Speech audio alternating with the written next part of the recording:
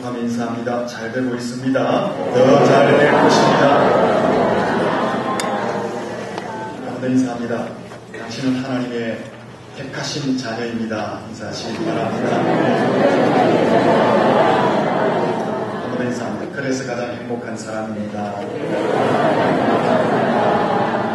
오늘은 50주년 기념 사진을 찍는 날입니다.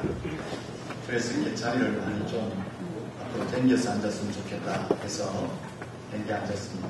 다음 주부터도 이렇게 당겨 앉으십시오. 조금 덜 당겼습니다.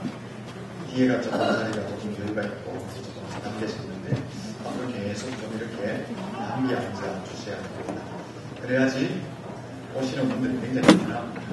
오늘 뒤에 분들 굉장히 편하시죠? 넉넉하게 자리를 쓰시죠?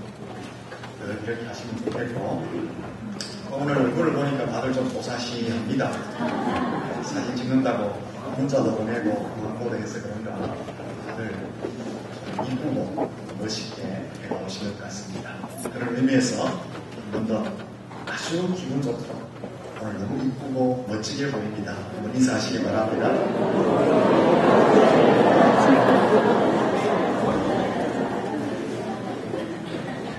엘리야 선지자에 대해서 잘 알고 계실 것입니다. 엘리야 선지자는 불의 사자, 믿음의 영웅입니다. 엘리야 선지자는 하늘에서 불을 내렸습니다. 그리고 이방 선지자 850명을 기손 시내에서 척결하는 일을 했습니다. 3년 6개월 동안 닫혀진 하늘문을 열어서 이 땅에 장대비를, 소낙비를 내리게 한 사람입니다. 그리 시내가에서는 하나님께서 까마귀를 통해서 음식을 제공하는 기적을 체험합니다. 사르밧 아부의 집에서는 밀가루통에 밀가루가 기름병에 기름이 마르지 않는 기적을 행하는 놀라운 일을 하였습니다. 그래서 엘리야를 불의 사자, 믿음의 영웅 이렇게 칭합니다. 근데 열왕기상 19장에 가면 당시 이스라엘의 왕 아합의 부인인 이세벨이 아합 왕을 힘입고 또 왕비의 권세를 가지고 이 엘리야를 반드시 죽이겠다라고 말을 합니다. 엘리야는 이세벨의 말을 듣고 두려워합니다. 그래서 도망갑니다. 그래서 광야 로뎀 나무 아래서 탈진합니다. 절망하고 신음을 토합니다. 이렇게 말을 합니다. 하나님, 죽는 편이 좋겠습니다. 차라리 나를 죽여 주시옵소서. 이렇게 말합니다. 그가 스스로 죽기를 자처하였습니다. 믿음의 영웅, 불의 사자가 한 여인의 말에 꼬리를 내리고 두려워 도망하여 죽기를 자처하는 탈진 상태에 빠지고 말았던 것입니다. 어떻게 이럴 수가 있는가? 불의 사자가 믿음의 영웅이 한 여인의 말에 무참하게 무너져버리고 말았다라는 것입니다. 우리는 이 무너진 엘리야의 모습을 통해서 우리 자신의 모습을 발견할 수 있어야 합니다. 우리도 나도 언제든지 깨어질 수 있는 연약한 존재임을 스스로 발견할 수 있어야 합니다. 우리가 지금 영적인 함성을 지르고 기쁨의 순간을 맞이하고 있다 할지라도 작은 말 한마디에도 우리도 쉽게 낙심하고 절망하고 무너질 수 있는 연약한 존재들임을 이 엘리야의 무너짐 앞에서 스스로 볼 수 있어야 한다라는 것입니다. 그러므로 내가 지금 충만하다고, 내가 지금 자신감이 넘친다고 자만할 이유도 없다. 또한 우리의 주변 사람들이 힘들어하고 낙심하고 어려워할 때 그들을 향해서 비웃을 이유도 없다라는 것입니다. 오히려 힘든 사람들이 있다면 안타까워하면서 위로를 하고 용기를 북돋아주고 그들에게 힘을 드려주는 삶을 살아가야 하는 것입니다. 이 엘리야의 탈진한 모습 앞에 하나님은 어떻게 반응하셨을까요? 탈진하여서 절망하고 신음을 토하는 이 엘리야의 태도 앞에 하나님은 어떤 반응을 보였습니까? 질책하거나 혼내시거나 따져 물으시지 않으셨습니다. 내가 너에게 얼마나 큰 위대한 놀라운 일을 행하도록 능력을 주었느냐? 근데 너는 지금 무엇을 하고 있느냐? 너의 모습이 무엇이냐? 라고 하나님이 엘리야를 향해서 혼을 내시지 않았습니다. 엘리야를 갖다 버린다든지 외면하지 않았습니다.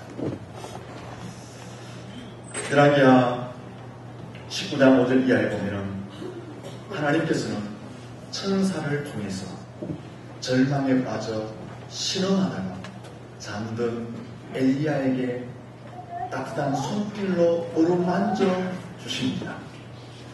어린아이가 아플 때에 어머니가 밤새도록 그 아이의 옆에서 아픔을 어루만지면서 아이의 고통에 함께하는 것처럼 신음하여서 지쳐 쓰러진 그 엘리야를 하나님이 사랑의 품으로 안으시고 엘리야를 어루만져 주셨던 것입니다.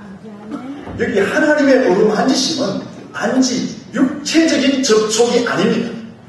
인격을 다루시고 인격을 어루만지시고 엘리야를 치유하시는 하나님의 어루만지심이다 하는 것입니다.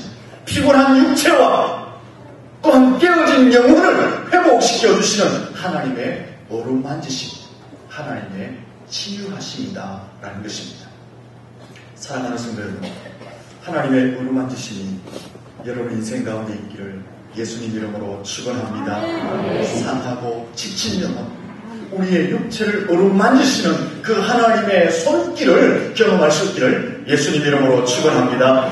하나님의 어루만지심은 우리를 새롭게 만들 수가 있습니다. 하나님이 우리를 어루만지시면 우리가 절망 가운데 일어날 수 있게 되는 것입니다. 하나님이 우리를 어루만지시면 깨어진 우리의 육체, 우리의 질병의 문제도 회복되어지고 고침을 받게 되는 것입니다. 하나님이 우리를 어루만져주시면 우리의 영혼은 소생하게 되는 것입니다. 하나님이 우리를 어루만져주시면 우리의 고장난 인생의 모든 문제들이 다시 정상적으로 회복될 줄로 믿습니다. 이 하나님의 어루만지심의 은총이 여러분 인생 가운데 충만하시기를 예수님 이름으로 축원합니다. 하나님은 이 엘리야를 어루만지시고 난 이후에 먹을 것을 예비하시고 충분히 먹게 하십니다.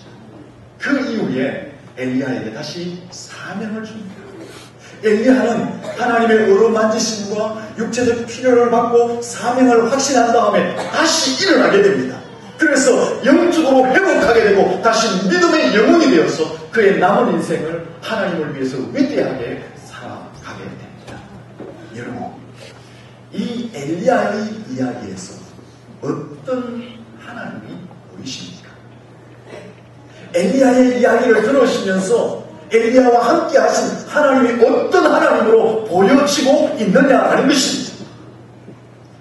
열심히 덕심이신 하나님, 진력이 강하신 하나님, 애착심이 강력하신 하나님, 포기하지 않으시고 절망 가운데 있는 시련 가운데 있는 엘리야를 추적하여 찾아가시는 그 하나님을 볼 수 있어야 한다라는 것입니다. 세상의 종교와 세상의 신들은 상처나고 깨어지고 흠이 있고 실패하고 좌절하는 혹은 낙심하고 비리가 있으면 외면해버립니다. 버리게 됩니다. 벌을 주기도 합니다. 심판하기도 합니다. 그러나 하나님은 버리시지 않고 끝까지 열심히 추적하시고 찾으십니다. 결국 회복시켜 주시고 다시 세워서 하나님이 주신 사명을 감당하게 하시는 분이십니다.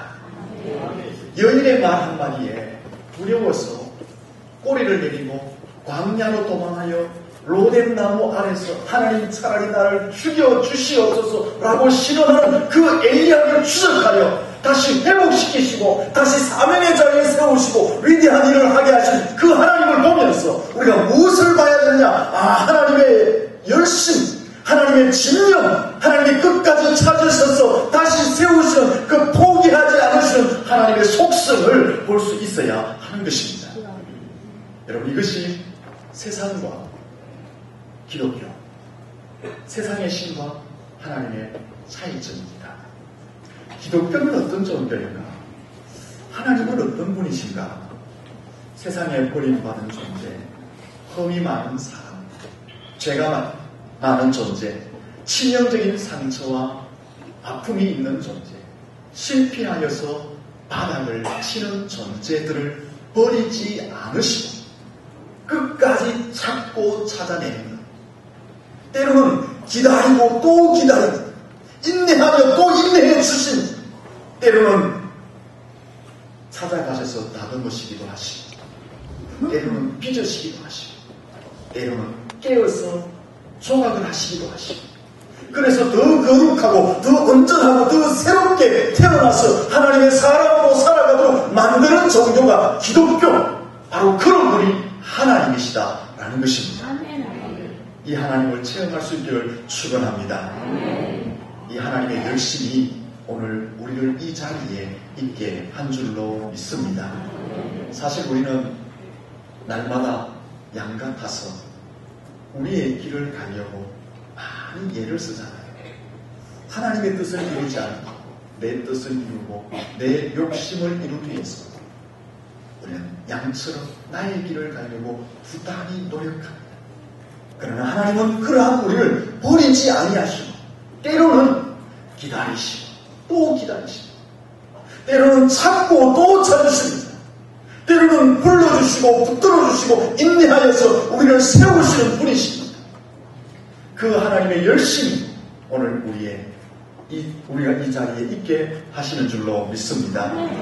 하나님이 만약에 포기하시기로 작정하셨다면 우리가 우리의 길을 갈 때마다 하나님이 버리시기로 작정하셨다면 오늘 우리 여기 있을 사람 아무도 없습니다. 우리는 수도 없이 우리의 인생의 역사 가운데, 아니 하루의 인생의 역사를 사는 가운데도 수도 없이 내 길로 가려고 하는 못된 섭성을 가진 자들입니다. 우리의 이런 섭성이 드러날 때마다 하나님이 버리시기로 작정하셨다면 과연 우리가 이 은혜의 자리에서 하나님을 찬양하고 하나님의 은혜를 누릴 수가 있겠습니까? 포기하지 않으시는 하나님, 우리를 찾고 또 찾으시는 그 하나님의 열심이 오늘 우리를 여기 있게 한 줄로 믿습니다. 이 하나님의 열심이 오늘 본문에도 나타나고 있습니다. 오늘 사진 찍는데 저를 주목하셔야 됩니다. 뒤에 잘생긴 사람을 주목하면 안 됩니다. 부담스럽죠? 안에 딱 나오니까 부담스럽습니다. 지금 열심히 특신입니다. 수백 개의 눈이 보고 있는데 아주 열심히 지켰잖아요. 하나님의 열심을 봐야 됩니다. 지금. 이 본문에도 보면 하나님의 열심을 볼 수가 있습니다. 본문에 보면 인생의 참된 만족을 잃어버린 한 여인, 고독과 외로움과 우울증에 사로잡혀서 행복을 잃어버렸던 그 여인이 그 모든 것을 극복하고 치유되어지고 회복되어져서 다시 행복한 삶, 인생의 분명한 삶의 목적과 가치를 가지고 살아가는 것을 우리에게 보여주고 있습니다. 이 여인은 어떤 여인입니까? 원래 5명의 남자를 바꾸어서 살다가 본문에 보면 6번째 남자를 만나 사는 여인이었습니다. 그렇게 해야지만 인생에 참된 행복이 있는 줄 알았지만 그것이 행복이 아니었고 그 고독함과 외로움이 그에게 밀려왔습니다. 이러한 자신의 부도덕함 때문에 이 여인은 대인 공포증에 걸려 있었어요. 이 여인은 우울증에 걸려 있었습니다. 사람들을 만나지 못했습니다. 그래서 항상 사람들을 피하여 다니는 삶을 살았습니다. 그런데 이 여인이 갑자기 바뀌어져 사람들 속으로 들어갑니다. 그리고 외칩니다. 내게 생명을 주신 이를 와서 보라라고 외칩니다. 사람을 피해 다니던 우울증에 걸렸던 여인, 애인 공포증에 걸렸던 그 여인, 행복을 잃어버렸던 그 여인이 이제 사람들 속에 들어가서 사람들과 함께 마음을 나누며 삽니다. 웃음이 사라진 그 여인의 입가에는 웃음이 다시 회복되어집니다. 삶의 소망과 가치를 잃어버렸던 그 여인이 이제 삶의 분명한 소망과 가치를 가지고 행복감 가운데 살아가고 있습니다. 근데 더 중요한 것은 이 한 여인 때문에 한 동네가 발칵 뒤집혀집니다. 보잘것없이 살던 이 한 여인 때문에 사마리아 동네 속에 부흥의 불길, 성령의 불길이 붙기 시작할 것입니다. 이 보잘것없던 한 여인 때문에 한 동네가 예수를 믿는 역사가 일어나게 되었다는 것입니다. 보잘것없는 한 여인 때문에 부흥과 변화와 구원의 역사가 일어났습니다. 무엇이 행복을 잃어버린 이 여인에게 행복을 되찾게 하였을까요? 무엇이 이렇게 놀라운 역사를 이루도록 이 여인을 만들어 놓았을까요? 그 해답은 예수 그리스도입니다. 이 여인이 예수님을 만남으로 행복을 되찾게 되었고 그를 통해서 부흥과 변화의 역사를, 구원의 역사를 이루어가게 되었던 것입니다. 여러분의 인생의 목마름을 해결할 수 있는 비결이 바로 여기에 있습니다. 고독과 공포와 두려움과 삶의 무거운 짐에서 진정한 자유를 누리고 내 입술을 통해서 깔깔거리는 웃음을 토해내며 행복하게 살 수 있는 비결이 바로 여기에 있습니다. 우리의 인생의 영적인 부흥, 우리의 삶의 부흥, 우리 교회의 부흥, 이 시대를 살릴 수 있는 참된 비결이 바로 여기에 있습니다. 예수 그리스도를 만나면 인생의 갈증이 해결될 줄로 믿습니다. 우리의 고독과 외로움과 상처는 어디에서 해결받느냐? 사람이 아닙니다. 물질이 아닙니다.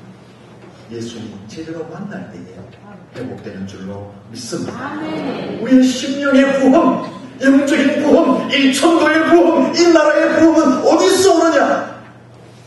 예수 그리스도를 제대로 만날 때 부흥의 역사가 일어날 줄로 믿습니다. 예수를 만나면 생명이 살아나고 영적인 혁명이 일어나게 되는 것입니다. 그러므로 가장 중요한 것이 무엇이냐? 우리의 인생 가운데 예수를 만나는 사건, 그것이 우리의 인생의 가장 중요한 사건이 되는 것입니다. 사실은 우리는 이미 예수 그리스도를 만난 사람들인 줄로 믿습니다. 그러므로 우리는 근본적으로 변화된 사람들, 그러나 더 온전히 예수를 만나 여러분의 인생 가운데 변화와 부흥의 역사가 일어나게 예수님 이름으로 축원합니다. 다시 본문의 여인을 보면 이 예수님을 만남으로 이 여인이 영적 대혁명이 일어났는데 가만히 들여다 보면 그 원인이 어디 있느냐라는 것입니다. 이 한 여인의 인생이 변화됩니다. 이 한 여인을 통해서 한 동네가 영적인 부흥의 역사가 일어납니다. 그 원인이 어디 있느냐라는 것입니다. 그 원인은 예수님의 열심, 예수님의 추적하신 예수님의 진영 속에서 원인을 찾을 수가 있다라는 것입니다. 여인이 예수님을 먼저 찾은 것이 아니라 예수님이 여인을 먼저 찾아주셨습니다. 예수님이 한 여인을 찾아가는데 의도적으로 계산을 가지고 어떤 목적을 가지고 그 여인을 찾아주셨다는 것입니다. 그래서 그 여인은 변화와 회복과 부흥과 혁명의 역사를 경험할 수 있게 된 것입니다. 오늘 요한복음 4장에 보면 이 사실을 분명하게 설명하고 있습니다. 4절 말씀을 보시면 사마리아를 통과하여야 하겠는지라, 원문으로 해석하면 사마리아를 통과하는 일이 필요한 일이었다라고 설명하고 있습니다. 우리의 성경을 보면 예수님이 사마리아로 가시는 그 길이 우연히 가시는 것처럼 보여지고 있지만 우연히 예수님이 사마리아로 들어가시고 그 길로 행하시는 것이 아니라 예수님 편에서는 어떤 의도를 가지고 어떤 계획을 가지고 어떤 목적을 가지고 어떤 필요에 의해서 사마리아로 들어가셨다라고 하셨다라고 원문에서는 설명하고 있는 것입니다. 그러면 예수님이 사마리아에 들어가셔서 이제 우물가에 앉으시잖아요. 우물가에 앉으시는 것도 예수님이 우연히 피곤하여서 목이 말라서 우연히 아무 생각 없이 우물에 앉으신 것이 아니라는 것입니다. 6절 말씀을 보시면 우리나라 성경은 우연한 것처럼 보여지지만 원문을 자세히 살펴보면 예수님이 우물에 앉으신 것도 예수님이 어떤 목적을 가지고 노력하고 애써서 그 우물까지 가셔서 앉으셨다라고 표현하고 있는 것입니다. 따라서 예수님이 지금 사마리아로 통과하시는 것, 그리고 그 사마리아에 있는 우물가에 앉으시는 것은 우연하게 가신 것이 아니라 예수님이 어떤 목적을 가지고 의도를 가지고 친밀한 계획을 가지고 친히 노력하셨고 애써서 사마리아로 들어가시고 우물에 앉으셨다라는 것입니다. 그럼 예수님 편에서 어떤 의도, 어떤 목적, 어떤 신념, 어떤 열심을 가지고 그 사마리아로 들어가시고 우물에 앉으셨느냐? 한 여인을 만나기 위해서, 그리고 그 여인이 가지고 있는 인생의 갈증을 해결해 주시기 위해서, 그 인생의 외로움과 고독을 치유해 주시기 위해서, 그 여인이 가지고 있는 영적인 억눌림에서 자유를 주고 생명을 주시기 위해서, 영원히 목마르지 않는 생수를 주시기 위해서 예수님이 의도를 가지시고 계획을 가지시고 열심을 품고 계획적으로 노력하셔서 사마리아로 들어가시고 우물에 앉으셨다라는 것입니다. 이 한 여인을 통해서 우리가 보아야 하는 것은 바로 예수님의 신념, 예수님의 영혼에 대한 사랑, 열심, 열정을 보아야 하는 것입니다. 죄 많은 한 여인을 구원하시기 위해서 예수님은 의도적으로 계획을 가지시고 집중하여